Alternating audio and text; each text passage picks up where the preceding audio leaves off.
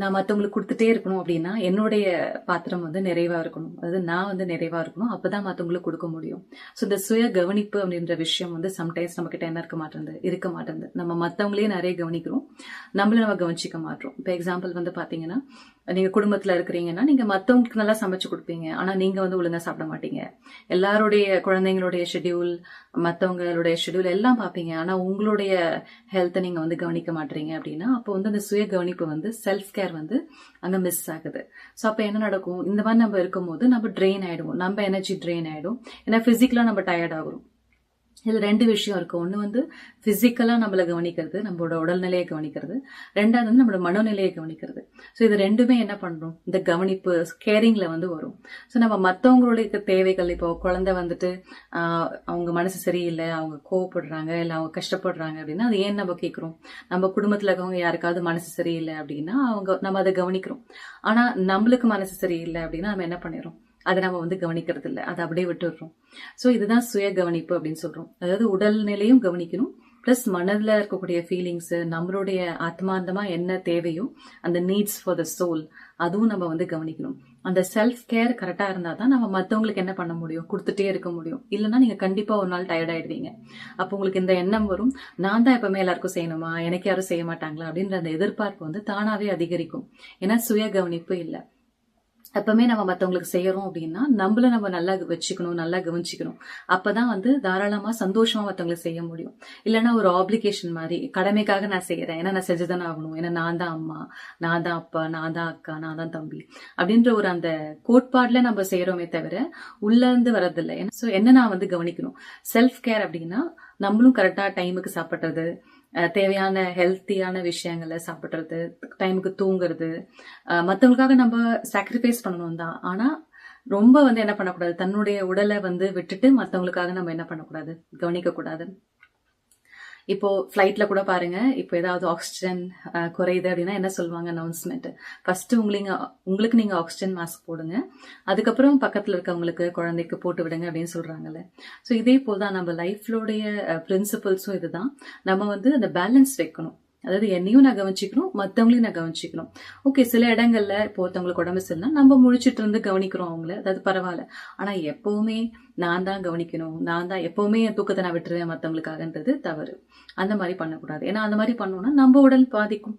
So அப்போ அந்த உடல்நிலையை பாதிக்கிறதும் நம்மளுடைய பொறுப்பு தானே, நம்ம உடல்நிலையை கவனிச்சுக்கிறது. இதுவும் வந்து ஒரு தர்மம் தான். தன்னுடைய உடலை கவனிக்கிறது ரொம்ப இம்பார்ட்டன்ட். ஸோ மற்றவங்களுக்கு நம்ம கவனிக்கிற மாதிரி நம்மளுடைய செல்ஃப் கேரும் நம்ம வந்து கவனிக்கணும். ஒன்று வந்து ஹெல்த் பார்த்தோம், இன்னொரு விஷயம் வந்து நம்மளுடைய மனசுக்கு தேவையான விஷயங்கள். இப்போ உங்களுடைய ட்ரீம்ஸ், உங்களுடைய கோல்ஸ், உங்களுடைய குறிக்கோள், இதெல்லாம் கூட நீங்க வந்து செய்யணும். மற்றவங்களுக்காக நீங்க நிறைய செலவு பண்ணலாம், ஆனா உங்களுக்காக நீங்க செலவு பண்ண மாட்டீங்க. ஸோ இதெல்லாம் கூட என்ன ஆகுது, செல்ஃப் கேர்ல வரும். ஸோ நம்மளுக்கு தேவையான விஷயங்களை நம்ம செலவு பண்ணி தான் ஆகணும். ஸோ அதெல்லாம் நம்ம வந்து சம்டைம்ஸ் என்ன ஆகுது, கில்ட் ஆகுது. ஓ, எனக்கு நான் இவ்வளவு செலவு பண்ணிக்கணுமா, எனக்காக நான் இவ்வளவு செய்யணுமா அப்படின்னு. அப்படி கிடையாது. ஏன்னா எல்லாருக்கும் வந்துட்டு எல்லாத்தையும் பேலன்ஸா இருந்தாதான், நீங்க நல்லா இருந்தாதான் உங்க குடும்பத்தை நீங்க பாத்துக்க முடியும், இல்ல உங்களை சார்ந்தவங்களும் நீங்க பாத்துக்க முடியும். சோ இந்த பேலன்ஸ் நம்ம வந்து வச்சுக்கணும். சோ இதுல எக்ஸ்ட்ரீமும் இருக்காங்க. சில பேர் வந்து ரொம்ப தனக்கே எல்லாம் செலவு பண்ணிக்கிட்டு மத்தவங்களுக்கு செலவு பண்ணாம இருக்கிறவங்களும் இருக்கிறாங்க. இதுல இந்த ஆப்போசிட்டும் இருக்காங்க. மத்தவங்களுக்கு எல்லாம் செலவு பண்ணிட்டு தனக்கு எதுவும் செலவு பண்ணாதவங்களும் இருக்காங்க. ஆனா இது ரெண்டுமே வந்து சரி கிடையாது.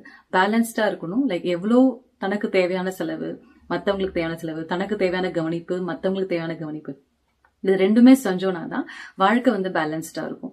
இல்லைன்னா என்ன ஆகும், நம்ம ட்ரெயின் ஆயிடுவோம். இல்ல சம்டைம்ஸ் இந்த மாதிரி ஃபீலிங்ஸ் இருக்கும், எல்லாருமே யூஸ் பண்றாங்க, எல்லாருக்கும் நான் செய்யறேன், எனக்கு யாரும் செய்ய மாட்டாங்க. இப்போ இன்னொன்னு என்னன்னா, பாடி கூட என்ன ஆகும்னா, நீங்க யங்கா இருக்கிற வரைக்கும் எல்லாம் செய்யும், உங்களுக்கு ஒத்துழைக்கும். அதுக்கப்புறம் உங்களுக்கு கொஞ்சம் வயசாயிடுச்சு, உங்களால செய்ய முடியலன்னா உங்களுக்கே கில்ட்டி வரும்.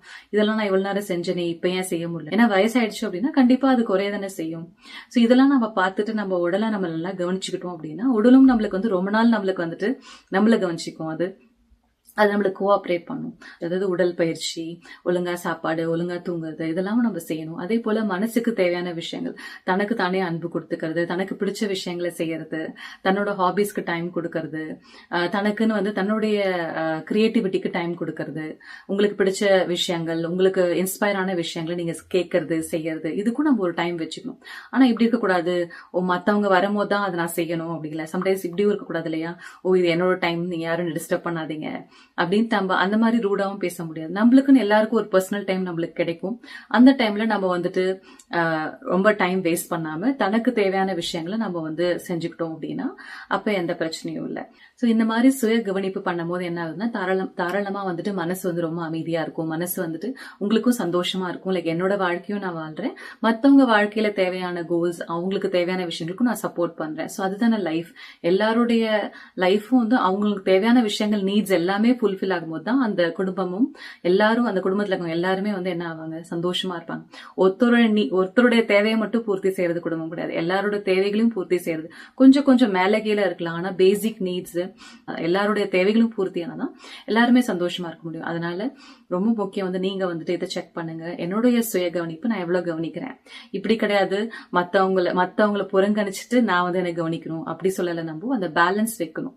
எப்பெல்லாம் உங்களுக்கு டைம் கிடைக்குதோ, எப்பெல்லாம் உங்களால வந்து நீங்க மத்த டைம் வேஸ்ட் பண்ணாம நீங்க உங்க மேல வந்து கொஞ்சம் அட்டென்ஷன் கொடுத்து நீங்க அந்த டைம் கொடுத்தீங்க அப்படின்னா அப்ப கண்டிப்பா அதோட ரிட்டர்ன் உங்களுக்கு கிடைக்கும். ஸோ இப்படி சம்டைம்ஸ் நம்ம என்ன பண்ணிடுறோம், எனக்கு ரொம்ப பிஸியா இருக்கேன், நான் ரொம்ப பிஸியா இருக்கேன் அப்படின்னு சொல்லிட்டு நம்ம என்ன பண்ணிடுறோம், நம்மளுக்கு நம்ம டைம் கொடுக்க மாட்டோம். ஆனா அந்த பிஸி ஷெட்யூல்லையும் நம்மளுக்காக கொஞ்சம் டைம் எடுத்து நம்ம தேவையான விஷயங்களை செஞ்சோம் அப்படின்னா கண்டிப்பா நம்மளுக்கு வந்து அந்த ஒரு திருப்தி கிடைக்கும். அதோட பலன், ஆரோக்கியம், மனசனுடைய ஆரோக்கியம் இதெல்லாம் கிடைக்கும் போது கண்டிப்பா அது வந்து உங்க குடும்பத்துக்கும் நல்லது, உங்களுக்கும் நல்லது, உங்களுக்கும் ஒரு சந்தோஷம் வரும் லைஃப்ல. ஓகே, நான் என்னையும் நான் கவனிச்சுக்கிட்டேன் அப்படின்னு சொல்லிட்டு. ஸோ இதான் நம்ம வந்து ஸ்பேஸ் ஃபார் யுவர் செல்ஃப் அப்படின்னு சொல்லுவோம். எல்லா ஆத்மாக்களுக்கும், எல்லா மனிதர்களுக்கும் தனக்குன்னு ஒரு ஸ்பேஸ் வேணும். அந்த ஸ்பேஸ்ல அவங்களுக்கு ஆத்மாக்கு என்ன தோணுதோ அதை அவங்க செய்யணும். நல்ல விஷயங்கள் நம்ம சொல்றோம். ஸோ இதெல்லாம் நம்ம பிராக்டிஸ் பண்ணலாம். ஓம் சாந்தி.